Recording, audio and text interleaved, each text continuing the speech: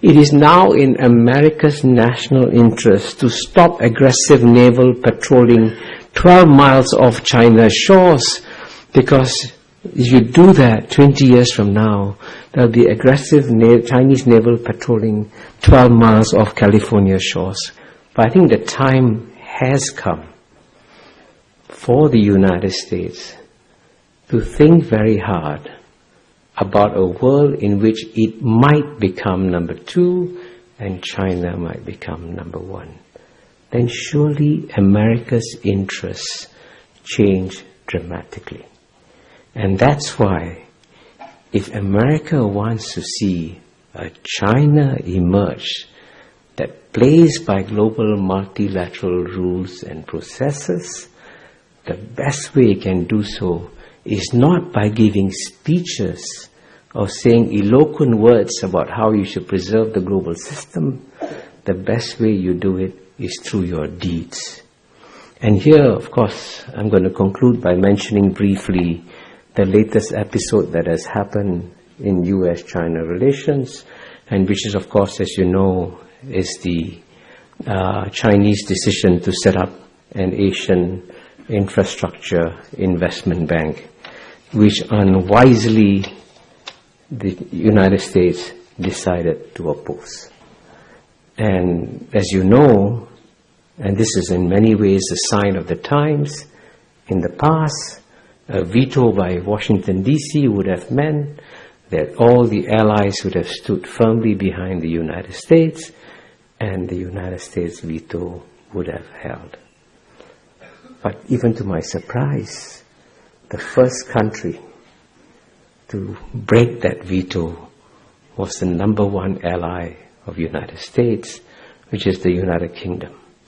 And that's a sign of the times, that countries are now preparing for a world in which the United States will no longer be number 1.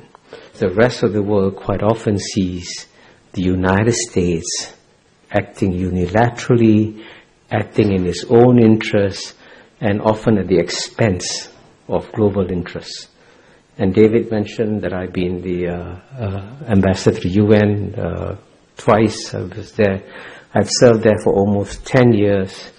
And it's rather tragic to watch in the UN, as I did at first hand, to see that the institutions that were essentially created by the United States after World War II, with the guidance of FDR and Eleanor Roosevelt and all that, these were basically American-inspired institutions which have then been undermined by American policies.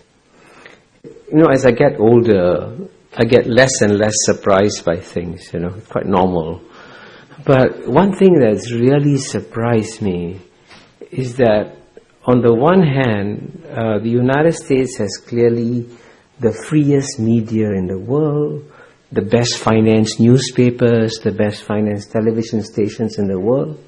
But I can tell you this, as someone who travels to at least 30, 40 countries a year, when I come to the United States and I go to my hotel room in Charles Hotel and turn on the television, I feel that I've been cut off from the rest of the world. And literally, the insularity of the American discourse is actually frightening. And this is also true, by the way. I mean, I've said this to my friends there anyway in New York Times. This is true of the New York Times. This is true of the Washington Post. This is true of the Wall Street Journal. There is an incestuous, self-referential discourse among these newspaper journalists and so on and so forth. And they reinforce each other's perspectives and end up misunderstanding the world. Because, the one key point I emphasize is that the era of Western domination of world history was a 200-year aberration. It's coming to an end. And as a result of it, you've got to learn to understand non-Western perspectives in the world. And it's actually quite frightening that in many ways I find American intellectuals behind intellectuals, including in Serbia, where I just was, or Greece, or in Istanbul, because they are much more aware of what's happening in the world than most American intellectuals are.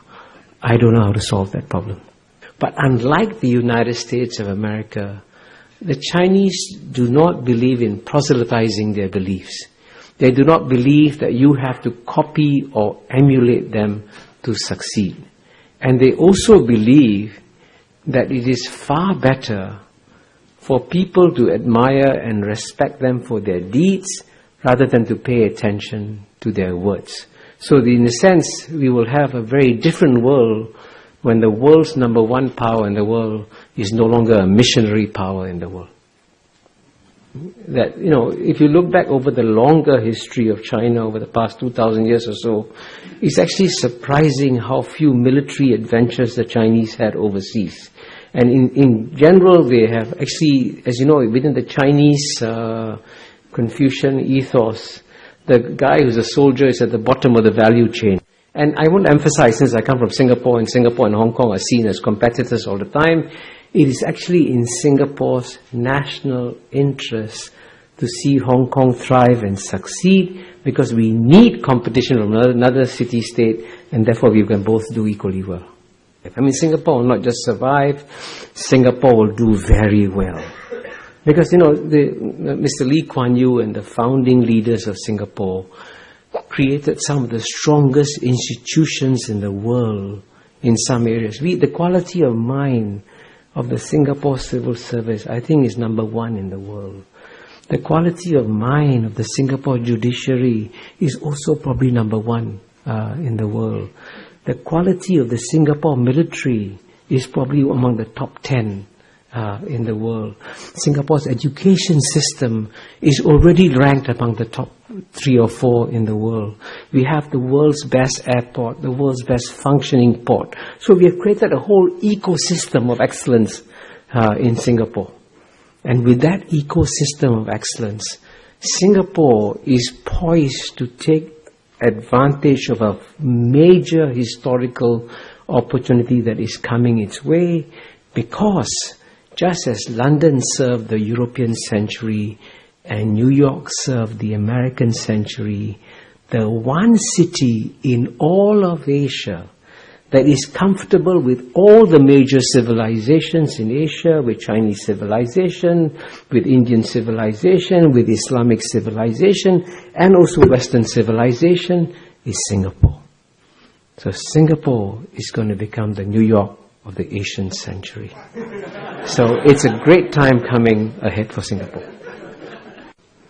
And you can read in, whatever, Wall Street Journal, New York Times, Economist, there's this constant belief that the best thing that can happen to China is to have a collapse of the Chinese Communist Party and have a democratic system.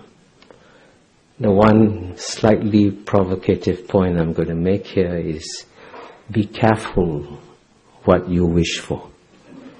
Because if the Chinese political system becomes more democratic, it could very well become far more nationalist and far more aggressive as a power.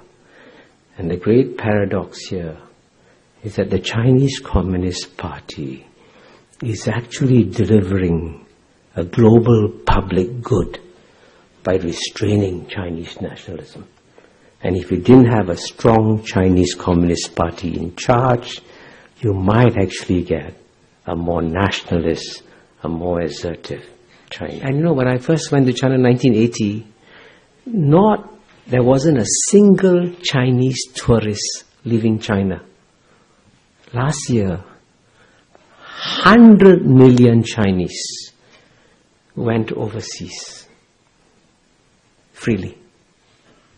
And 100 million Chinese returned to China freely. Now, if there's no freedom in China, if China was this despotic, oppressive state, would 100 million Chinese come back?